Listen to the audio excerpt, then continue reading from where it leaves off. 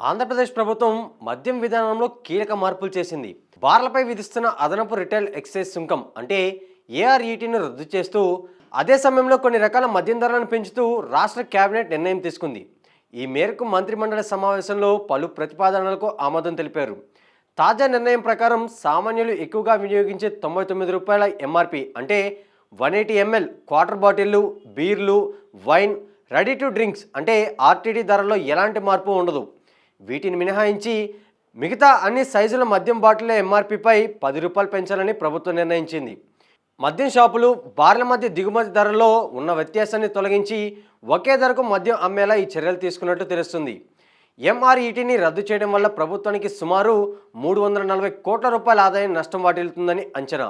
అయితే మద్యం ధరలను పెంచడం ద్వారా ఈ నష్టాన్ని భర్తీ చేయడంతో పాటు అదనపు ఆదాయం సమకూర్చుకోవాలని ప్రభుత్వం లక్ష్యంగా పెట్టుకుంది. ఈ మార్పులన్నింటి ద్వారా ప్రభుత్వం ఖజానాకు అదనంగా రూ. 506 కోట్ల ఆదాయం వస్తుందని అధికారులు అంచనా వేస్తున్నారు. దీంతోపాటు మద్యం షాపుల లైసెన్సీలకు ఎంఆర్పిపై మార్జిన్ 1% పెంచే ప్రతిపాదనకు కూడా కేబినెట్ ఆమోదం తెలిపింది. అలాగే మున్సిపల్ కార్పొరేషన్ పరిధికి వెలుపల 5 కిలోమీటర్ల దూరంలో ఉన్న 3 స్టార్ లేదా అంతకంటే ఎక్కువ స్థాయి హోటల్లో మైక్రో బ్రూవరీ ఏర్పాటుకు కూడా ప్రభుత్వం అనుమతి ఇచ్చింది. ఈ నిర్ణయాలతో రాష్ట్రంలో మద్యం అమ్మకాల విధానంలో మార్పులు చోటు చేసుకున్నాయి.